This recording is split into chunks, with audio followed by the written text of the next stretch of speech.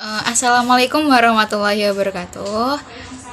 Kami dari kelompok 5 akan menjelaskan materi, yaitu yang pertama RPP 1 lembar akan dijelaskan oleh saya sendiri, Ufairah Faiko.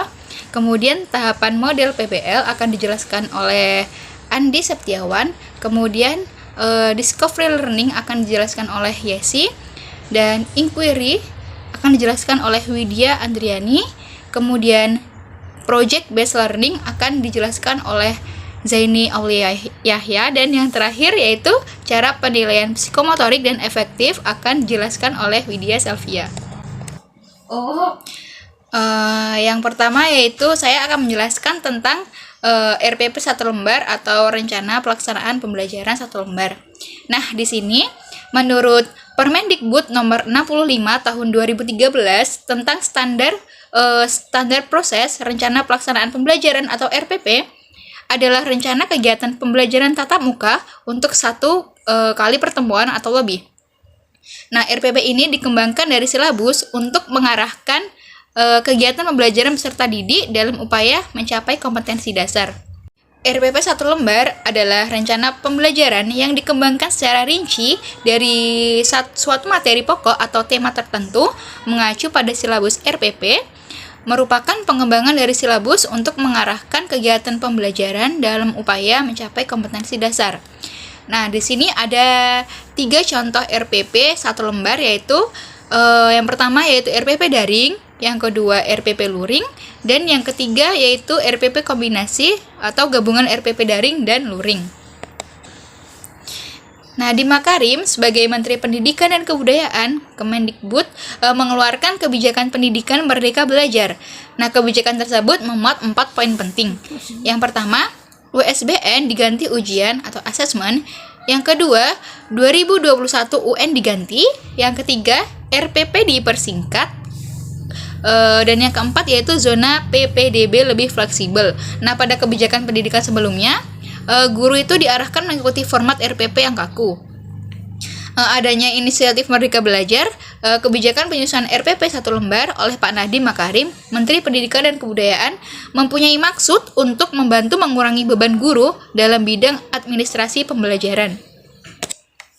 Nah, pada intinya, RPP yang dulunya berlembar-lembar dapat diringkas atau diabstraksi menjadi 1 lembar saja dengan memilih komponen RPP inti atau komponen yang harus ada.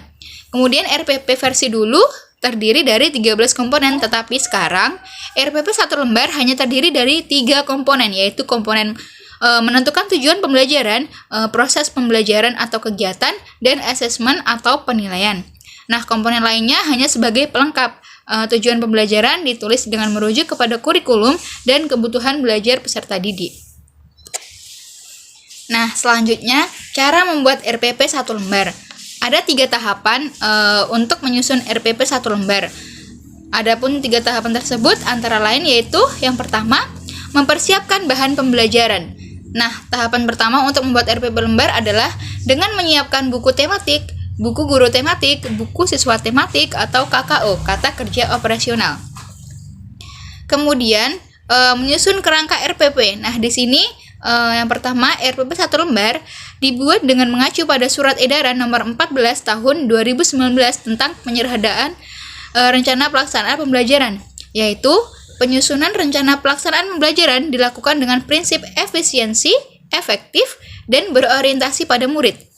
Nah, yang kedua, bahwa dari 13 komponen RPP yang telah diatur dalam Peraturan Menteri Pendidikan dan Kemendikbud nomor 22 tahun 2016 tentang standar proses pendidikan dasar dan menengah, yang menjadi komponen inti adalah tujuan pembelajaran, langkah-langkah pembelajaran atau kegiatan, dan penilaian pembelajaran atau asesmen yang nantinya wajib dilaksanakan oleh guru, sedangkan komponen lainnya hanya bersifat pelengkap.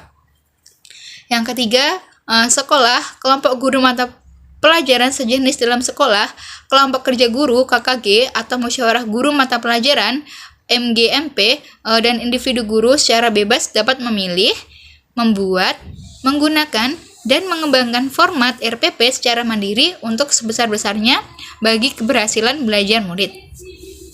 Yang terakhir yaitu Adapun RPP tersebut yang telah dibuat guru dapat digunakan dan dapat pula disesuaikan dengan 3 poin yang telah saya sebutkan sebelumnya.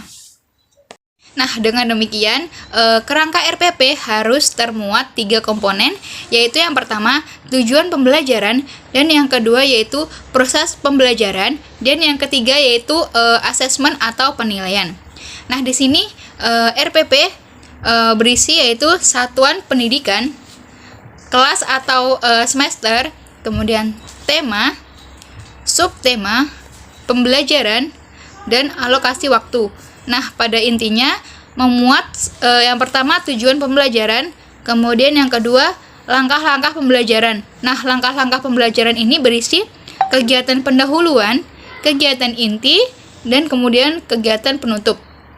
Serta komponen yang terakhir yang perlu dalam RPP 1 lembar ini yaitu penilaian pembelajaran atau asesmen. Nah, di sini ada yang pertama, penilaian sikap afektif menggunakan teknik observasi. Kemudian yang kedua, penilaian pengetahuan kognitif menggunakan penguasaan dan penugasan dan teks.